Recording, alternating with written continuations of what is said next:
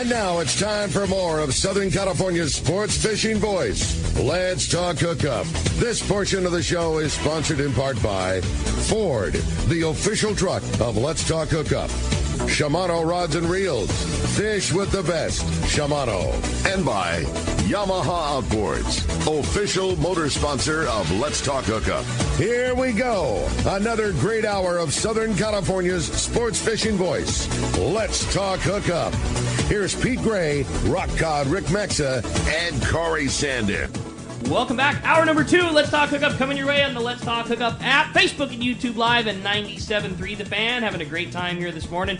Talking fishing with the boys from the Royal Star. Captains Tim and Duke Ekstrom. Having a great time here. Lots of fun. Learning a ton of information. And just, man, if this hasn't got you in the mood to want to go do that long-range fishing, I don't know what will, man. I'm crawling out of my seat right now, missing my time fishing with Captain Tim and Captain Duke, and a great time here. And we've got another full hour coming your way. Lots of great information, lots of great phone calls, lots of great reports. We're going to continue on. We're having a great time, Wayne. How do we join us here if they want to be a part of the second hour of Let's Talk Hookup? Yeah, you can call in at 833-288-0973. You can get us on the Let's Talk Hookup app. Make sure you leave your name and your phone number, because at the end of the show, we will be giving one lucky texter or caller a full-day trip on the Liberty out of Fisherman's Landing. Hey, as promised, we're going to continue on with our catch report. We had a great one from Captain Brian Woolley there. We're going to continue with our surf report. We got the surf guru, Gundy Gunderson's on the line. What up, Gundy? How's it going, gentlemen? It's doing great, buddy. Sorry to leave you on hold there, but we knew that this was going to be we knew we had a good week of weather. We figured this had to be good surf fishing, and we weren't about to cut this one short. Good morning. Yeah, there was some good conditions. Again, you know, it's the north-south thing. The better action was on those northern beaches, Santa Barbara, I'd say through Long Beach. You know, one thing that's been plaguing the bite is just a lot of junk in the water, and that kind of was the case throughout all the beaches. You know, a lot of eelgrass, a lot of kelp pieces, you know, more than anyone's really seen. And I'm not sure if there's a die-off or what's going on, but it's really plagued the bite here in the fall. And also we haven't had the typical offshores, which clean up the water, no Santa Ana conditions, you know, so it's not atypical, you know, but the guys don't quit, and they still fish hard, and that's what makes it happen. We start up north, you know, with hook, line, sinker, and they reported a few decent halibut catches. The bite slowed a little bit with the changing conditions, but they did score a 32-inch fish off El Capitan and had a 31-inch fish off the Goleta Pier.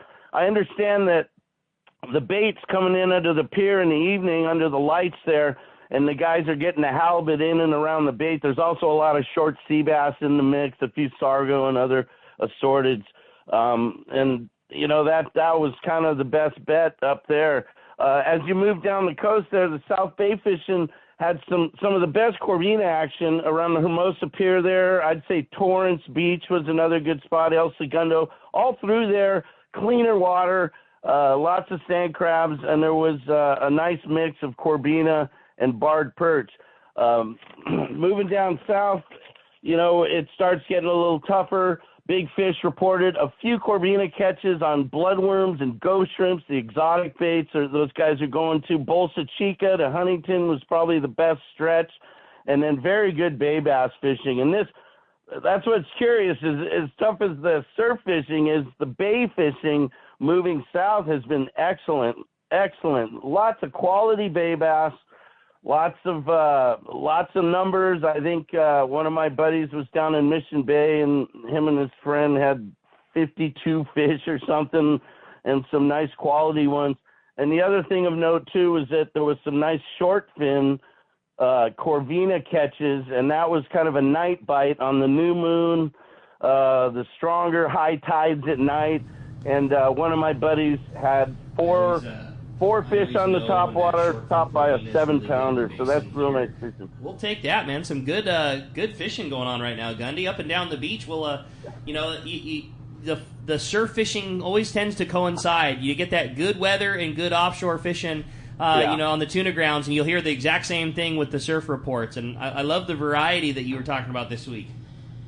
You know what's curious is that the guys at Pacific Coast were telling me that the lobster divers saw a ton of Corbina on those San Diego beaches, you know, and to see that much fish, and the fish has been there all summer, but just the lack of a bite, you know. The only thing I could think of is, you know, when we were hauling bait in the late summer when I worked for the Mello Brothers, a lot of times when the surface temperature got too warm for the anchovies, John Mello would take the boat in shallow off San Onofre, and we'd set in 12, 15 feet of water just outside the surf line, and we'd get, it was small anchovy, but it was bait, you know, and it's, when bait's tough, you make bait. And we used to get Corbina mixed in with that small bait. So, you know, they say Corbina, 90% of their diet's sand crabs. I'm not sure about that. I think at certain times when that bait is getting pushed in on the beach, I think they take advantage, and maybe some sort of thing like that's happening because the fish are there, but they just don't want to bite. That's a savvy take on it, man. Appreciate it. Great report, Gundy. As always, excellent up and down the beach, and, man, we'll look forward to hearing another one from you next weekend. All right, good show, man. The best, buddy. Appreciate that very much, Gundy. You're the man on the surf, no doubt about that. It was interesting, too, because I got a call from a couple of friends this last week, and they caught bonita on the piers. Cool. And it's been a long time since we've seen that. I go back to when I was growing up with the bonita ball and the feather and all of that, growing up on the pier and catching bonita. And it's like, I want to bring that back because it was such a phenomenal time in our local fishing. Yeah, no doubt. Everybody can go do that. That's a crowd-pleasing fish for sure. Absolutely. Hey, well, I had a great text come through. It's from John in Rancho San Diego. It says, great to hear Duke and Tim today. What a great show. Duke and Tim, my question's for you. What is your favorite 30-pound fly line setup? And can you give me some more inside baseball on it? What's the rod and reel like? But more specifically, how do you like to set up your line, your leader, hook size, pin the bait on, etc.? And would you ever recommend a high-end spinning reel outfit? And that's from John in Rancho San Diego. I got this. Easy. I love it. Shimano Trinidad 14 with 40 or 50-pound Spectra, and then your top shot of whatever fluorocarbon you like. I like Sunline. And a CalStar 800 XLH. That is absolutely perfect. You can fish 25, 30, 35 on it. Perfect for offshore kelp patty fishing, yellowfin tuna fishing, small bluefin on Tanner Bank or Cortez. You could fish calico bass with it. I mean, that's literally what I grew up. I fished a 700 XLH, but now that I'm a little bit taller and got some muscle on me, it's the perfect rod. I remember one a long time ago, you know, during the time when, you know, your dad was talking about the beginning of the show when you were just a grom going fishing for your 1 week a year on the boat. And that's when that Trinidad 14, the new series, the A, had first come out, and that was Duke's reel. And the number of, you know, fish on the positive side of 50-pound tuna that were caught on this little reel was, I mean, it was like what cemented that reel. It's like, yeah, this isn't a fly line anchovy calico bass reel. This is a do anything setup. 92-pounder at Guadalupe on it. The Trinidad 14. Trinidad 14. I love it. Same thing. Now, what about the more techie side? How do you like to set up your line and leader? Are you an all Spectra guy with a short top shot? Do you like a castable top shot? Where do you fall on that? And then how do you like to pin your baits on? And what's the real inside track? You know, that's a complicated question because you got to know what type of angler you are. Are you a guy that's fishing every single day and knows how Spectra, how to cast it, how to work with it, what knots to tie, what not to tie? If you're a guy who's doing this only a few times a year or maybe once a year, fish Shimano. It's light line, monofilament's really easy to work with. It's got a lot of stretch, so if you're pulling on that fish, it's very forgiving. And don't take that as a knock. No. Like that's not a bad thing at all. You do that realizing that you're going to keep yourself out of tangles and you're going to have a much easier time fly line in the bait. Your bites, you fish a good bait, your bites are absolutely going to come just fine, and you'll know that you're going to be in the game a lot more than you'll be in tangles and in any kind of problem. There's no like feeling of inferiority knowing that you have a longer top shot. It's a different way to do it. Yeah, in this lighter line, it's not like you're down below and you're fishing giant yellowfin tuna or big bluefin tuna where you need the line capacity of the Spectra. Mm-hmm. You can get away with Shimano. It's actually a lot more comfortable in some cases than it is fishing Spectra. It's just like a jig stick. You don't fish straight Spectra. At least I don't. I fish monofilament on it. So, once again, if you're one of those guys who's only doing it a few times a year, monofilament with a short little piece of fluoro on top of it if it's finesse fishing. Now, if you're a guy who's a little bit more experienced, you do it a lot more, fish some Spectra, your connection knot, Depends. I like a Bob Sands or an FG. Those work really well. They don't pull out. They don't slip. I've had a lot of problems with those RP knots. And what's the other one? We like the FG because it goes through the guides. Yeah, clean. the FG is really nice. It takes a lot to learn to tie it right because it's like the Chinese finger thing where it's got to tighten down correctly on your line. But once you get it, if you have the smaller guides because we're on the smaller rods, it goes through cleaner. Yep. Right. That's it. It just. But if you're doing a short top shot and it's not going through the guides, yeah, you can go with a much simpler knot. And in lighter line, you can get away with a larger variety of knots than you can with the heavier line. Yep, 100%. I'm just so cautious about ever recommending that FG knot. Tied appropriately, it's fantastic. But it is, without question, the most complicated of connections, and it is very easy to tie wrong. Oh, I have no disagreement. And any knot that, the best connection in the world tie wrong means you nothing, and sometimes there's a lot to be said about simplicity and and Bob Sands. Yeah, there's a lot to be said about the knot that's tied right. Yep, Bob Sands. That's what I tie on that, and not a wind on. I don't know what the whole new trend is. You know how many guys that we've seen fishing 25-pound wind ons now? Please don't. They are just a complete waste of time. It's way easier just to tie a small connection knot. It holds better. And those wind-ons, so many times you see them slip right at that where you meet with the glue and you have the specter filled in with a fluoro. Don't use them. Yeah. Use them for down below with 100 and 130, but don't use them with 25. Time and a place. Yeah. The right tool for the job at the right time. It's light tackle, we're making it way too complicated. Yeah. But you got to have something for a newer angler or less experienced angler. There's got to be some forgiveness somewhere. Yep. Either you're going to have it in the rod with the tip or you're going to have it in the line with the stretch. One of those until you get more accustomed to how that tackle is going to work for you, right? That is that 800 XLH. You can do everything with it. I love that. That's a great rod. Hey, I wanted to wish a very big happy birthday. We've got a long-time Let's Talk Hookup listener and a great buddy, Terry Snell, an 85th birthday. So, congratulations. Mark wanted to make sure that we knew that, and a great bud, long-time listener of the show, been on a lot of Let's Talk Hookup trips with us, spent a lot of days on the Royal Star, and happy birthday, Terry Snell, 85, buddy, 85 years young. Happy birthday. Today, huh? Yeah, today's the day. Big birthday day. Wade, why don't we jump back into the phones? Yeah, let's take a call. I saw some sideways. Like we got a shared birthday in here. Yeah. Hey, Duke, how you gonna fly under the radar on the radio on a happy birthday? It's just another day. That's how we treat an Ekstrom house. Not on Let's Talk Hookup. Man. You're lucky. I don't belt out a happy birthday song, man. I'd be Is that 21 today? Yeah. Hey, 21. right on. Happy birthday. That's a milestone right there. Damn good thing you are off. And, happy birthday, buddy. That's awesome. Very rare occasion. Well, happy birthday to Duke and to Terry. Yeah, Wade, just jump back into those phones. Let's take a call. Hey, where's Mike from Rosemead? Mike from Rosemead. What's up, Mike? Hey, good morning, guys. Morning. This is not a fishing question, but it is water related.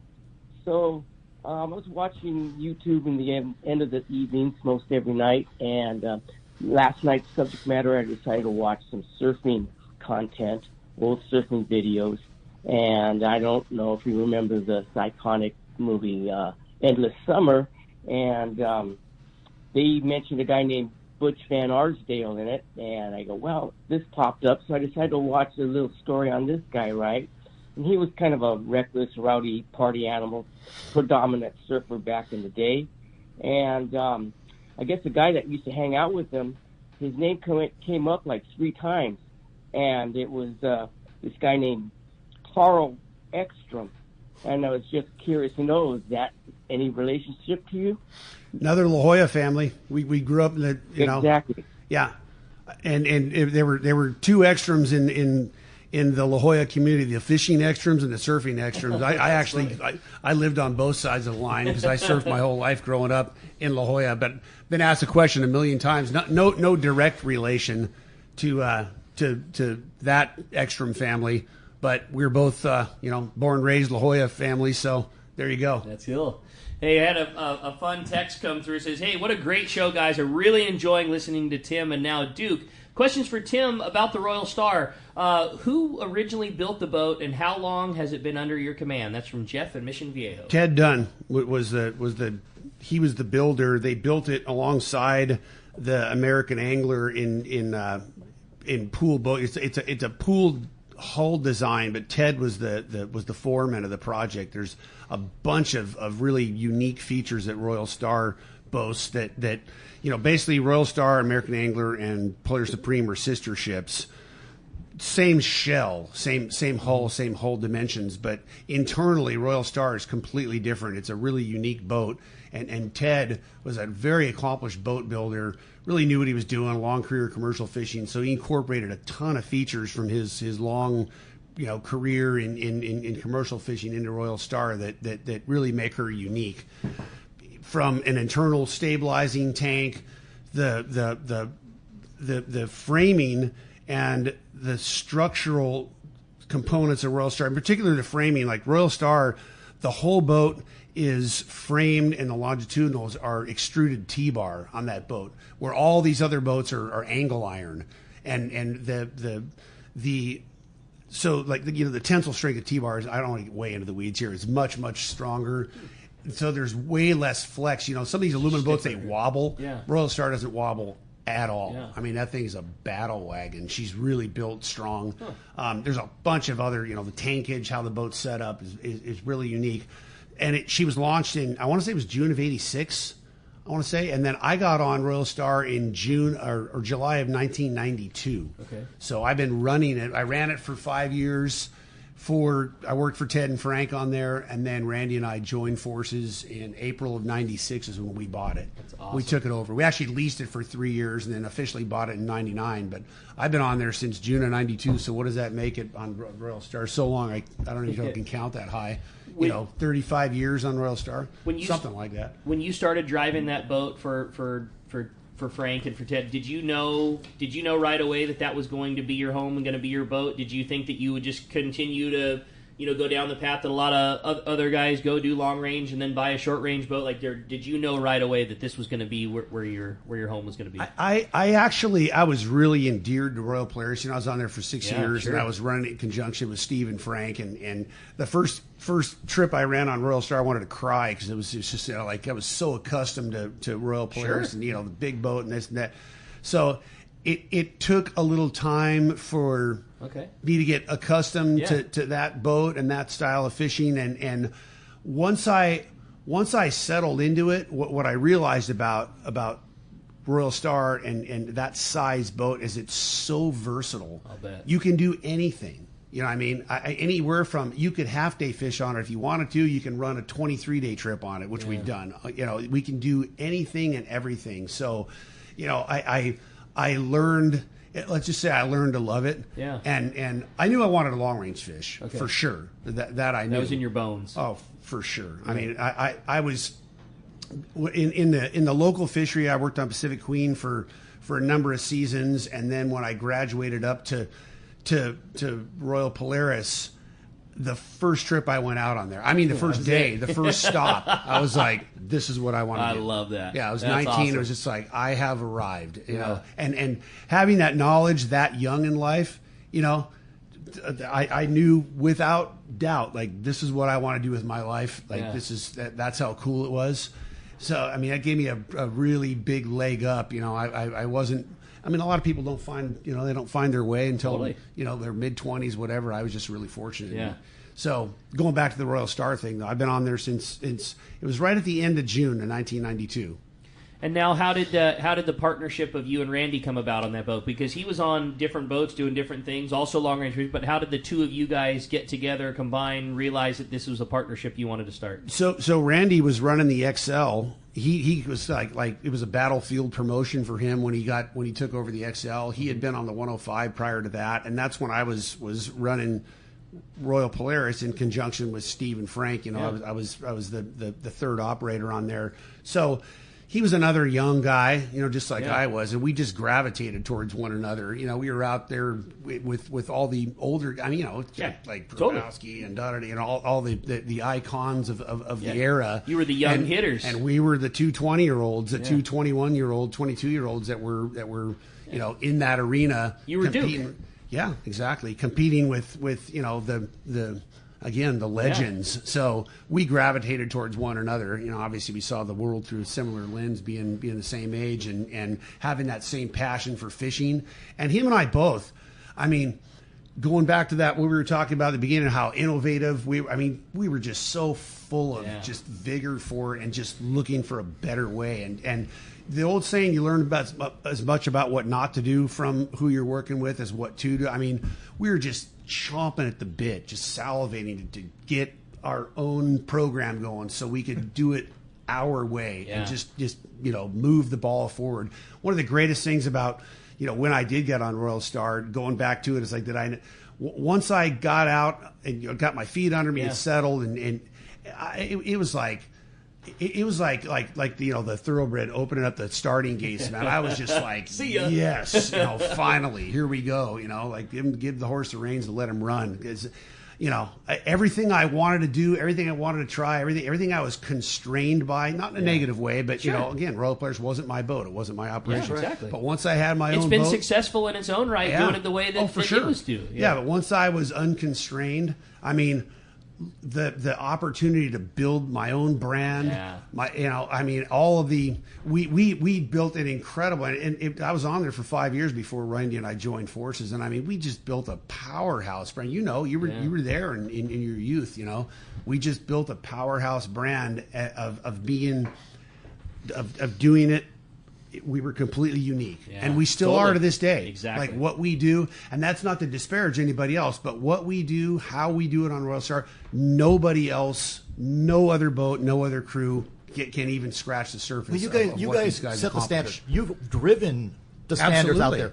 Yeah, you glossed over it, but the Royal Star was one of the first boats with stabilization in the fleet. Yeah. Right? And then you drove the process, or not the process, but the handling of the fish, right? That was all you guys. Oh, 100%. And drove the whole fleet to get there. Among so many other things. And I mean, that for sure, in the end, that will be, call it my swan song, my opus, like introducing RSW and how transformative that was. There's absolutely no question about it. It's your legacy. There's no question about it. Yeah. Yep. And not just... again, not just for long range fishing. It's trickled down all the way to, all the private boaters now. Yeah. Even like AFCO with the circuit breaker, like all. Hey, right here. Yeah. That's where that came from, and I can't tell you the pride that I feel knowing now. At the time I knew it was going to be transformative, but seeing how it's transformed everybody, and now all these recreational anglers across the country, maybe across the world, have a much higher appreciation for what they're bringing in, for what they're harvesting. We're spoiled. Even to like the conservation note of it. That's what I'm saying. When I started working at the tackle store, which is in 1995, the measure of success was how big your pile was and how many frozen tuna you traded for cans. Watching guys walk away with cases of tuna and like. You'd hear big frozen tunas hit the deck, on long-range ships that unloaded. Now, it's the quality and product is so good, the average guy takes way lesser amount of fish and takes a higher quality product home. Like it has changed how and what we keep. 100%. And going back to the whole, we're focusing on Royal Star and what we do. I'm telling you, like that is such a huge part of our brand, like producing that premium quality product. And that's where, a guy like Duke, who he was raised doing that and seeing that. There's nothing else. And he's taken the next step further where, like producing that, like showing that appreciation for what we're taking and advancing that to, our anglers who, coming out, they're spending a lot of time, they're spending a lot of money and sending them home with that product that's just, it's a quality standard that, again, God bless our competitors, but they just don't have the ability with their refrigeration system, but really the drive from the crew. And it's being driven from a guy right here who is taking it to the next level. But you guys aren't just driving. You drove the innovation on the boat. You get it off the boat. Now you're driving the innovation in the processing too. Yeah, the whole thing. So now we're taking really, really good product home, table ready. You guys could have seen this fish yesterday or from a few days back. These bluefin. Oh my God, you can't believe it. I've seen this for 20 years now, but it's just every piece. We eat fish that's probably 80% of the protein we eat at home, because it's such beautiful fish. Best. But I'll still take this loin out. Just the other day, you cut it in half, just go, oh my God, look at this. That's cool. It's just amazing. The rock cod. Oh my gosh, those rock cod from out west. Yeah, when you bleed them and you spike them, You run the circuit breaker down those rock cut. I mean, it makes a huge difference. You can't believe how much better one of those is when it's bled, especially. Yeah, bled and taken care of that way than just, like one chucked in a sack. How true is that, too? You go to Fisherman's Processing. When you're on a trip like you just talked about, the variety trip where you caught everything, how impressive is something that I'm sure we cut some rock out on the way home. When you get the end product and that thing is done in the bag that's been bled and spiked and the circuit breaker wire ran through it, and then you get the professional class of people handling it on the backside at Fisherman's Processing. When you pick that thing up afterwards and it's translucent and snow white and it's perfect. Like it's perfect. It's perfect. It is. It's perfect. You know what's funny about that? I had a lot of friends at Vanderbilt. And they fished in Florida, and they never really knew anything about bleeding their fish or anything. They assumed that white meat was when you cooked it. Like, oh, look how white it is when you cook it. And then they saw the product that we would bring in from Royal Star. Sat in the RSW for a day. It was bled out, beautiful, spike bled, flushed out, and it looks blue. Like that's the best way I can describe it. Like the rock cod, it looks blue, like a lingcod. Yeah, like it's got a bluish tint to it. That's because it's all been flushed out. All the crap that was in it, doesn't have all the gone acid. now. Yeah. Doesn't have the acid. Exactly. Doesn't have the blood. But not just how it looks, the flavor. The flavor's different too. It comes out flakier and it's just not tough anymore. Nope. It's just a different fish. 100%. That's cool. 100%. Yeah, so hey, looks like we've got the FishedUp.com report by the Angler's Realtor, Yosef Husseini, on the line. And this is sponsored by Fish Pros at Fisherman's Processing in San Diego, where you get the premier processing experience. Check out the easier online system to book your processing for your long-range trips. With more team members, Fisherman's Processing stays far ahead of the best. More same-day capacity and the finest customer service. Stop by their location in Old Town on Taylor Street or check fishermansprocessing.com and make your reservations today. Hey, Yosef, how you doing out there? Doing good, guys. Good morning. Morning, buddy. Certain Lakes, there's some... this is a report that we were anxious to hear. Sounds like there's some good fishing to be had on the grounds. There is, man. It is still biting really good. I'm going to start up north, Santa Monica Bay area, calico bass fishing and bonita fishing, along with some short barracuda. It's still really good over at Rocky Point. There's still some yellowtail showing up. They don't want to eat anything, though. They are line shy mostly. Best thing to do is just drop down in line, use anchovies, use a light hook, and let them swim. Catalina, guys are seeing a lot of calico bass on the front side, along with bonita and barracuda, same deal. Yellowtail fishing slowed down a little bit. Smaller units, 6 to 12 pound, around Candum and Bird Rock. The sea bass fishing has slowed down quite a bit as well, but there still are some popping up here or there. San Clemente Island, there has been a good yellowtail bite still in about 130 to 150 feet of water. Dropper loop squid is the ticket. These are the same fish. As soon as the sun comes up, they vaporize. The front side, there are some smaller fish as well. Same deal. You got to fish them in the dark. Del Mar La Jolla has been heating up quite a bit. There's a squid bed off of Crystal Pier, and there's guys picking away at yellowtail and sea bass, bigger home guard yellowtail, 15 to 30 pound. Offshore, the tuna fishing, it is really scattered now. All that fish that was up towards the Snail and San Clemente has gotten kind of smaller. They're like 10 to 40 pounds now. It's still really good fishing. Guys are getting them on the spreader bars and daisy chains, normal stuff. Cortez Bank, still been really good. Guys are out there. Some of the party boats are out there. They're smaller grade bluefin, but it is very good fishing. Down below, 371, 302 area, I was out there last week. It's great. There's some big biomass of fish. There's a couple guys even caught the odd skipjack, but it's a mix of bluefin and yellowfin. It's like 10-pound yellowfin with 150-pound bluefin. Lower 500 west of Colonet, there's also some really good yellowfin fishing. They are getting some Dorado in that zone as well skipjack. So, and that's all I got for you guys. Great fishing out there. Boy, we'll take that, man. That's a big stretch of fish too. Yes, we'll from the outer islands down to below the border, we'll certainly take that. And glad to hear that tuna fishing is continuing to filter in. With the good fishing going on, how's life in the real estate game? I know things have been busy, lots of changes on the horizon. It has really picked up. I took a listing over down in Eastlake, and that was on market for like 110 days, and I put it in escrow in 3 days with multiple offers. That's awesome. So it's coming again. Yeah, it's moving. Good for the real estate business, that's for sure. Well, we like to hear that. If somebody wants to keep in touch with you, everything that's going on with the Anglers Realtor, take advantage of that home eval website that you have, which is great, just to know what your property value is worth with no BS that comes along with it. How do we find you? How do we keep in touch with everything that you're doing? You can get me on my cell phone, 619-277-2169. You can look up homes on sportsmansrealty.com. And if you want a free home evaluation, go to SoCalHomeEval.com. Awesome. Great report as always, brother. We'll look forward to talking to you next week. I appreciate it, guys. Take care. You got it, man. And hey, want to remind you, if you want to save $30 off of a new fishdope.com membership, you can use the code HOOKUPNOW. It's all lowercase, no space. HOOKUPNOW saves you $30 off of a new membership to fishdope.com.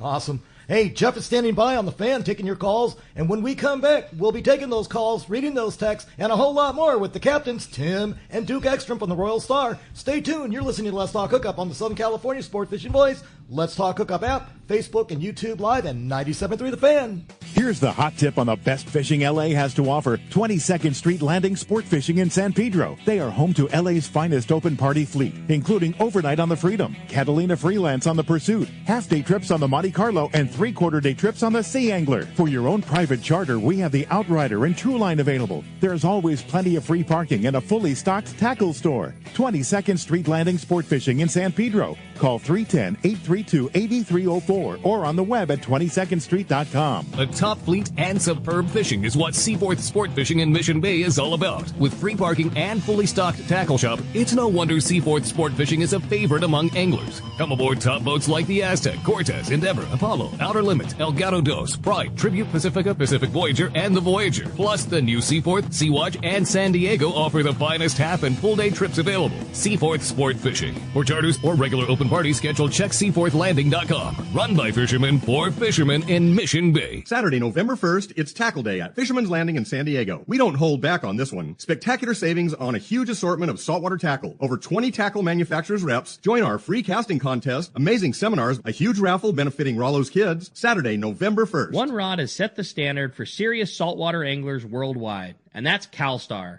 From the rugged dependability of the West Coast Series, the lightweight strength of the Graphiter, or the performance of the GG Series, all CalStar rods are handmade right here in Southern California of the finest materials and craftsmanship. Check out the new CalStar models now available, as well as upgrades to the classic rods that you know and love. If you want your tackle to be state-of-the-art tools to get the job done right, it's CalStar at fine tackle dealers. Captain Jamie Tennis from Seasoned Sport Fishing here. For the past few seasons, a dart-styled metal jig has come into play in a big way for tuna offshore or even rockfish down deep. AFCO's crossbreed jig has quickly become the go-to for many since it came onto the market. AFCO's crossbreed jig is good to go right out of the package with a 4X treble hook, heavy-duty split rings, West Coast colors, and sizes 60 gram to 120 gram. Pick one up today at your local tackle store or learn more on AFCO.com. Take a closer look at the Ford F-150. You'll see hard work, a great adventure, and so much more. Inside and out, it's designed for the family, the road trip, and the most demanding job. The 2025 Ford F-150, whether it's gas, hybrid, or the all-electric Lightning, find the truck that will meet your needs. From California's best-selling truck brand, the 2025 Super Duty, the rugged Ford Ranger, and the versatile Ford Maverick, it's time to see Ford in a new light. Visit your San Diego County Ford dealer today to see the great selection across the full truck lineup. Welcome back to Let's Talk Hookup. We're having a great time in here with the captains, Tim and Duke Ekstrom from the Royal Star, sharing so much knowledge, stories, and everything about the boat. Man, it's just, the time is flying right now. But let's take a call, Rick. We got Mike in Torrance. What's up, Mike? Hey, good morning, guys. Great show as always. Morning, Ekstroms. Morning. Hey, I know the bluefin. Hey, how you guys doing? Bluefin's kind of dominated for the last 10 years. I'm sort of over it. But back, us old guys, back when I started, it was all about the big yellowfin, if you remember, Tim. Oh, yeah. 2005, I remember being on a boat. We were on the Rooster, drifting next to you guys. Super cool watching the boat next to you get bit, or gas come over the rail. Like, oh, look at that dude, look at that fish coming over on the next boat. But what's your view of the 200-pound yellowfin that we don't really talk about anymore? When you hear about it, what do you see down the line?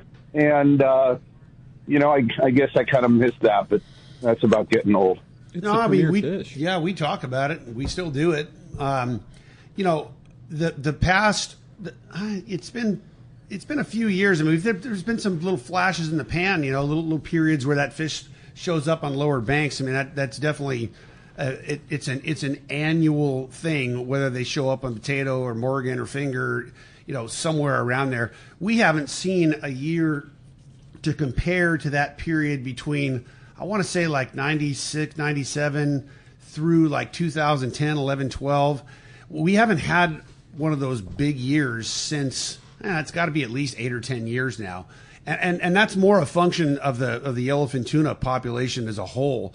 Those years where we had that incredible fishing on big ones down there, there had been an extended cycle where there was a lot of warm water, and yellowfin tuna recruitment in the Eastern Pacific was just off the charts. So, the simple explanation is there's just a lot. There was a lot more fish, so a lot more of them survived to an older age. And that again resulted in a lot more big ones being available down there. So, the number of those big ones, it directly relates to the recruitment, and it's usually a 5, 6, 7 year lag. Now, there was a number of years where recruitment was just, it was either average or it was down, so there just weren't that many big ones left over. That's, again, the simple explanation. But you figure that now we've had pretty good yellowfin fishing here going on, 2, 3, 4, 5 years. There's been a lot more consistent yellowfin down the ridge, so expectation is we're going to see more of those big ones show up. Obviously, it's condition related if conditions favor it, but we haven't forgot about it. It's still a big part of our fall push and our early winter push. We crafted a 12-day in January on Royal Star, the first and second week of January, for that exact reason. I mean, there were so many years where we fished in those lower banks. There's a whole series of them. Jaime Bank would be on the bottom end, and there's some banks all the way up, the famed Toussaint Bank, or Rabbit, we used to call it, that's west of Mag Bay. Anywhere in between there is prime time at that time of year. It's just a matter of whether they're going to show up. And that's one of the reasons you did it as a 12-day, because it gives you the time to check out and sit on all of those different spots. Because it could be 30 miles below. It could be the Katy Bar the door, and 20 miles above, you could be picking away at nothing. Right, and it's it's the old ride down, ride back format. So it's not just exclusively. It's not big fish or bust. Cool It's an everything. Yeah. All those years that we just wailed on Wahoo and Aleos in January, and all the boats, all the 10-day trips, they were done. Tied up for the season. It was just boats going down, back and forth, maybe Hurricane Bank or out around the islands at the time. There's been great fishing at that time of year, and usually everybody's shut down by that. So. That trip is perfectly positioned. Yeah, we're going to see how cool trip. Yeah, I put a second one on for the following year for 26. We'll see how this one shakes out. I mean, I'm feeling I feel great about it. But a cool opportunity to have some big fish focus, but know that it's not just a big fish trip. Exactly. You're still going to fish the ridge and maybe the rocks and all the. You'll have your opportunity at variety, but still also know there likely will be some big fish time to be had as well. Yeah, and I actually feel really good about that. I mean, I love targeting big fish, big fish or bust, but it's that kind of fishing where you just have to put your time in. Yeah, a lot of times you're fishing for that one, it's big fish hunting, it's big game hunting. So, you're out there for one shot. That's cool if you've got that mindset, but you got to mix some catching into the program too. And again, that breaking up the ride. I love that. Yeah. That's a cool trip. Breaking up the ride going down. And that's when? It's January? January 1st through the 12th. Second, right? It's either the first and second, yeah. Yeah, we're not leaving on New Year's Day. It's the second. It's the second through the 14th. Still space on that trip, or is it full waiting list? Like, what's the move let me tell you, the word got out that Captain Roy Rose is wearing that hair. It was like holding back a snowball rolling down the slope. That's pretty fun. We had a few spaces that were available, and it just filled up instantly when word got out. You're going to be laughing for 12 days. That's cool. Just laughing, right. Having a good time. You're going to be crying. You're laughing so hard. How's that been, having Roy to the team, and how fun for you guys on those types of trips and things? I should let Duke speak to it first. I mean, I told you guys last time I was on. I broke it down. He's a force multiplier. He's old school. He's like these guys. I mean, it's just another perspective for young captains like myself or some of the guys that we have on the boat already. It's just another perspective for everyone to take in. Not only that, he's just great with people. The best. He's one of the best with people that I've ever witnessed. I mean, he can make a crappy situation a good situation for a lot of things. That's cool. Just socializing, your people skills. He's really, really, really elevated all of our games in that sense. That's awesome. Yeah, good team member. You guys have a very well-rounded team on the Royal Star. Yeah. Always have, and it's always had different fashions, and there's always been different people in different roles. But the one thing that's been consistent is it's always been a really solid team on the boat, at least as long as I can ever remember. Yep. You know, going back to it, we were I was on my had my megaphone out shouting to the world about how great Royal Star is, because it is, but Roy coming from a long career with 30 years on the other rig, you can imagine.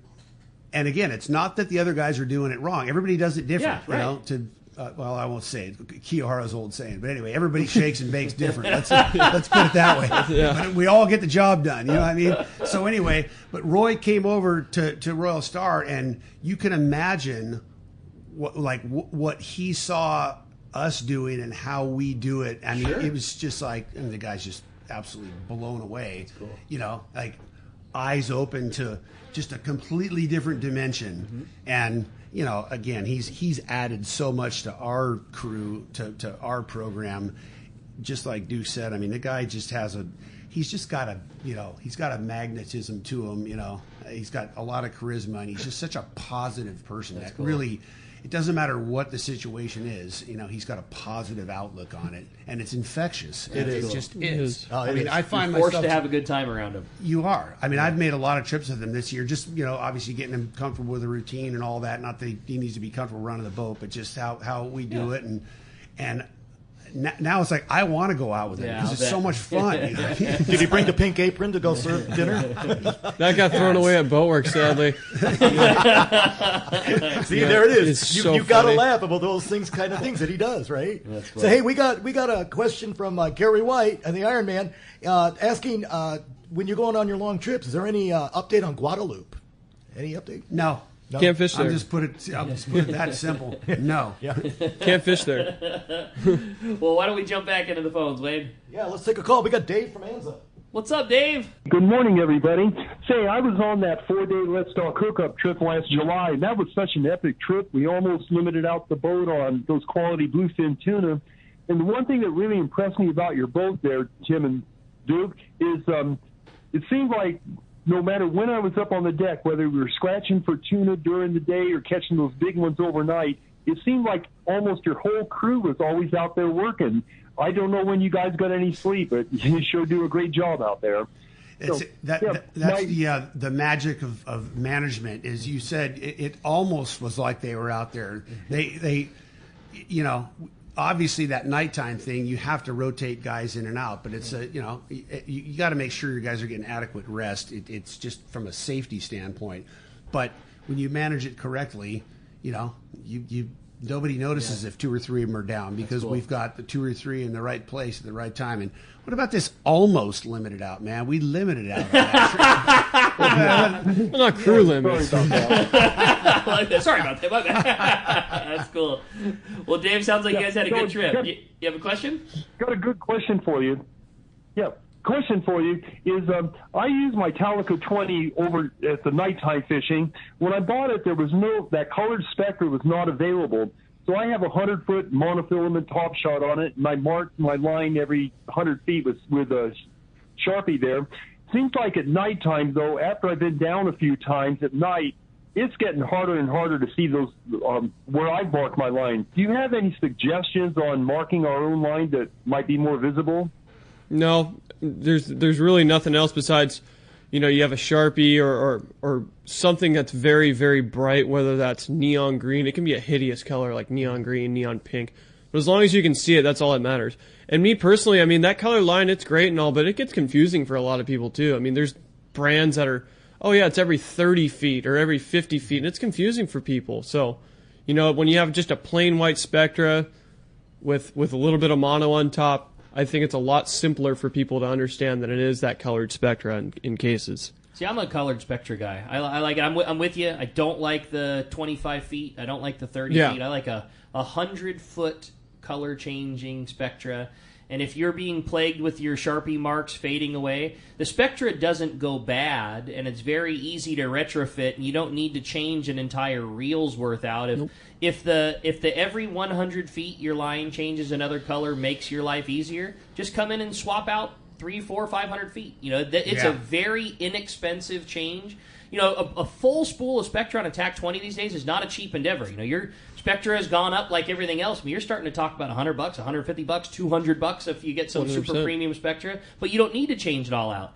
Come in, swap out 300, 400, 500 feet. You're going to be $30, $40, and away you go. And if that will make a difference for you, if like the faded lines is having a problem, then just swap it out. Otherwise, like Duke said, just every trip your marks are there, they've just faded. Just do a little garage work before you go and remark them up, or go to a paint pen and make sure your line dries real good. Like if you're doing some garage work, you can pull that thing up, pull that off, make your marks. The big thing is just like letting it dry. You don't want to pull off your 100 feet, mark it with a Sharpie real good, and then wind it back on the reel. It's just going to bleed onto the line next to you. But if you've got some prep in the garage and you're making your gear all together, pull it off, make your marks, let that thing dry for an hour, come back to it, do another 100 feet. You can get that thing all dialed back in. What we find too is the guys are thinking, oh, I'm just going to make this little mark. When that line is coming off the reel, you need a long mark on there to see it. Otherwise, it just blows by and you don't see it at night. That is a very good point. You got to have a longer mark, and then 1, 2, 3 marks. But I like what Ricky's saying, because if you have the metered line and you say 400 feet, because we're normally going 350 max, and then if you get to the end of your metered line, you're there. It's an easy mark right there that you're at. You're not.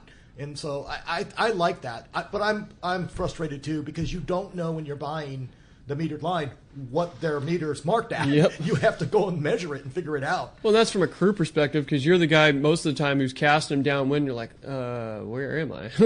Yeah. That's a good point. Well, hey, I had a fun text come through. So, good morning, guys. This question's for Duke. Duke, what's the process of obtaining your captain's license? Do you have to attend a Maritime Institute? How long are the hours behind the wheel, etc.? Congratulations on your position with Royal Star. Thank you. There's a lot of different ways that you can do it. As far as your hours, they go by days, and for a 100-ton master, you need 750 days out in the water. And that counts to like a 12-hour day when you're fishing. That can be skiff time accumulated. That can be working on one of these boats. That can be yacht time. You just have to be out on the water. It doesn't necessarily mean that you have to be driving the vessel at doing a night watch or something like that. It just means that you have to be out on the water. As a condition of employment. Yeah, as a condition of, or skiff time. Yeah, skiff time. Right. But I did it through the Maritime School. So you go up online, you look for whatever class you're trying to attend, whether that's STCW, whether that's 100-ton master, firefighting. There's a bunch of different classes. For your captain's license, just choose 100-ton master, whether that's for a 50-ton, a 25-ton, there's a OUP or something like that. That's all in the same class. It's the same test, same basics. All of that is included. And depending on how much sea time that you have, they will evaluate what type of license that you need for what you're going to be doing in your future process. Okay. And then if you're going to run one of these boats, for instance, Royal Star or one of these 1.5-day boats, you're going to need an STCW on top of that, because you're going to be running in international waters. And all that is your basic firefighting training, your first aid, your CPR, all of that included. Because if you do have a problem out on the water where you're a few hundred miles offshore, you're going to need to know how to address those issues. I know a sense of pride that's been talked about by your dad a bunch of times, and it's that having that life-saving ability, it's having fire ability, it's all those things that, that it is unreal, the track record that our that our fleet has, taking hundreds of people offshore every day for years at a time, and how incredibly safe and polished and well, those crews work. And it's so rare that there's ever a tense situation, but when it is, a guy like Duke and a guy like Roy that are snapping and joking and having the best of time with people, boy, when serious comes, it is very clear the training and work ethic that you guys have, because by a snap of a finger, it's all business and it's all safety, and it's a really, really impressive thing to watch how good our fleet is at taking care of everybody when on the rare times when it's necessary. Yeah, that's a really good point you make. I mean, I know going through this whole process when we were working with Coast Guard and these new regs and so on and so, but statistically, and I'll knock on wood 100 times in a row, there is no industry anywhere that transports this many individuals at this kind of distance in potentially really hazardous conditions that has this kind of safety record. It's unbelievable. It really is how safe these boats are. And again, it's a testament to the professionalism. We definitely make it look easy. As we're supposed to. Exactly. We want everybody, but at the same time, I just reemphasize the point you made, and there's no question whether we're competent professionals out there. That's why everything works as good as it does. Think about the number of fender benders that happen on the bus and mass transit and cars and planes and trains and everything else that exists. Thousands of people go out all the time. The number of incidents are almost nil. The few that happen are usually brought with it. It's an illness, a thing like that, and even still, it's just like Johnny on the spot, boy. You went from Roy Rose wearing a pink apron to this is a life safety thing, and everybody works with Coast Guard immediately. It's just the rare times when it happens, it sure makes you proud of how good this fleet is. Amen. Yeah. And you think about how many captains we have on the boat too. Right. We have Roy, him obviously, myself, Brian, Jackson, Logan, Mikey, Greg. That's really cool. Yeah. Randy, there's 9 operators. Vast majority of our crew are licensed operators. Yep. And all of that comes with life-saving, fire safety, all of it. All of it. Yeah. All of it. That's they really all have cool. experience from the Coast Guard training, all of it, and Royal Star training. That's really cool. Let's try and sneak another. We don't got a lot of time. Let's try and sneak in one more text, Wayne. Yeah, so unfortunately, this person didn't leave their name, so they can't get in the drawing. But they're going on a 10-day coming up here, and they're asking what's the situation on the Wahoo. Real quick one, Duke. We got about a minute 30. It's the same. It's the same type of techniques. I mean, you have your raider jig, something that's fast moving and shiny. So it's a raider jig, a bomb, a surface iron, whatever your technique is that you like. A wire rigged bait setup with 40 or 50 pound test on top of that, and whatever trolling lure of your choice. We recommend people are bringing out those trolling lures because not only are they so expensive for us to bring out, but we can't just say that they're free when they break. You know what I mean? We're bringing those fish on, and sometimes, a lot of times, with those Nomads, those GTXs, you can only get 4 or 5 bites out of them before they get cracked, and then they break off. So for you guys to bring out your own lures, it's a lot more helpful for us and yourselves. We're going to get a lot more fishing time out of those lures. I have such a love-hate relationship with those DTX. Oh, yeah. The hooks, I do too. I don't care for the hooks. I don't care for the longevity. I don't care for the fact that the rigging has to be perfect. There's all these negatives. But and there's a very, very important but there. God, do those things get bit. Yeah, they get bit. You just have to deal with it. You have to deal with it. It is what it is. They're not going to last you forever. They're not, you might get one that just doesn't go quite right out of the package. There's all these things. But the butt is a very important one, and none of those things work. And we're trying out some other lures also on the boat. We're trying these triple D things that Roy recommended. But at the same time, it's a lot more efficient for people to bring out their own tackle and not have us charge them for them. And we can rig them for you. We have no problem rigging those for you. But if you are a guy that doesn't have the opportunity to go buy one of those things, we have them on the boat provided. Well said. Good job, dude. Hey, well, we'll be right back with the lucky winner. They'll flip the coin, and we'll find out who's going to win that full-day trip on the Liberty. You're listening to Let's Talk Hookup on the Facebook, YouTube Live, Let's Talk Hookup app, and 97.3 The Fan.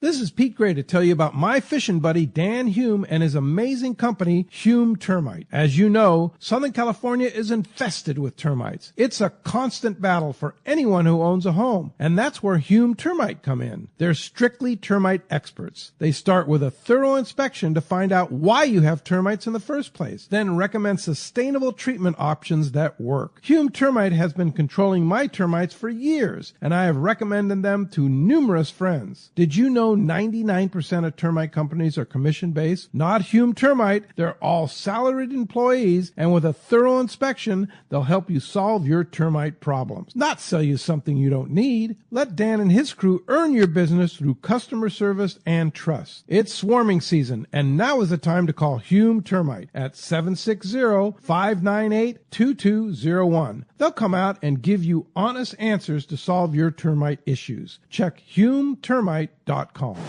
Lobster season is here, and success starts with the right gear. And no one does it better than Promar. Based in SoCal, Promar's Ambush Series hoop nets and accessories are trusted by the most dedicated lobster fishermen on the coast. If you're a serious lobster fisherman or a beginner, Promar makes the gear and shares the information you need to be successful on the water. Promar, the name behind more lobster limits than any other. Visit PromarIE.com to gear up today. If you're into saltwater fishing, Saturday, November 1st, it's Tackle Day at Fisherman's Landing in San Diego. We don't hold back on this one. Spectacular savings on a huge assortment of saltwater tackle. Over 20 tackle manufacturers reps teaching and showing the latest product. Join our free casting contest and show your surface iron casting skill. Amazing seminars by some of top names in the business. A huge raffle benefiting Rollo's kids. It's our biggest sale of the year. Tackle Day at Fisherman's Landing. Unbelievable pricing on tackle, clothing, accessories, and more. Saturday, November 1st. Hi, my name is Chris Webb, and I'm one of the owners of Nature Fed Beef Company. We've started Nature Fed to bring families the highest quality beef that you can get in Southern California. Did you know when you buy ground beef at the store, it can contain hundreds, if not thousands, of different cows? All our cows are pasture raised and pasture finished. They roam and graze on green grass miles away from any freeways, assuring low levels of cortisol and some of the best meat quality that you can get. These animals are raised in God's country, in the Klamath Basin and just outside of Corning, California. We sell our cow shares in quarters, half, and full cows. This gives you a cut from every piece of the cow, and all the meat you buy comes from the same cow. We deliver it right to your door, packaged and ready for your freezer. Let's Talk Hookup listeners can enjoy $250 off any beef order with the code Hookup. Give us a call at 619-324-3555 to order, or visit naturefedbeef.com. $250 off any beef order with the code Hookup. Visit naturefedbeef.com. Looking for the ultimate Alaska fishing experience and the best value in Alaska? Look no further than Kingfisher Charters in Sitka, Alaska. A trip to Kingfisher includes everything you need to make your experience legendary. The finest fishing fleet in Sitka with the best captains, deluxe accommodations, gourmet food, world-class fish processing, and the best part, it's all included for one amazing price. Kingfisher is Let's Talk Hookup's most popular destination. Hundreds of listeners have experienced Kingfisher Charters, and most go back again and again. You have probably heard a lot of big promises from other Alaska lodges, only to find there were lots of hidden charges. Not Kingfisher. Everything is included. 10-hour fishing days, your license, fish processing, super deluxe accommodations, amazing food, airport transfers, and fishing gear. All you bring is your layer clothing, and Kingfisher covers the rest. Kingfisher Charters, your Alaska fishing destination. 800-727-6136, or check kingfishercharters.com. Welcome back to Let's Talk Hookup. Hey, we're going to have the Ekstrom flip the coin right now to find out who is going to go on that full-day trip on the Liberty. Duke's doing us the honor. Do it. Caller and texter today. Caller and texter, and into the texter. Hey, John from Redondo? Rancho San Rancho San Diego. John from Rancho San Diego, you're the winner of the full-day trip on the Liberty. Boys, what a fun show. This was crazy how fast 2 hours rolls by talking about something you like. And boy, I'll tell you one thing, I really like going fishing on that Royal Star. You guys painted a great picture, had a lot of fun. If somebody wants to take advantage on all of the things, the short trips, Duke, you were talking about with that great tuna fishing, now that we're swinging into the fall, Royal Star is doing mostly longer trips, that killer new long trip that you put together. If anybody wants to get on any of these trips, go fishing with you, whether it be right now or in the future, what's the best way to do it? Okay, so give us a call in the office. That's the best because you can actually talk to a live person. 619-224-4764. You'll either talk to Tracy, Brian, or I in the office, maybe even Duke if you leave a message. Or RoyalStarSportFishing.com. Follow along on the Instagram, which is Royal_Star Sport Fishing. Which you guys are doing a great job. That's been a very fun follow, keeping us up to date. Really appreciate it. Great. And the daily updates, RoyalStarSportFishing.com, straight from the boat. And, hey, I got to mention we have one spot that opened up on a 10-day, November 5th through November 15th. There we it have is. one spot for the entire fall, and that's it. And I have one more trip, the Christmas trip.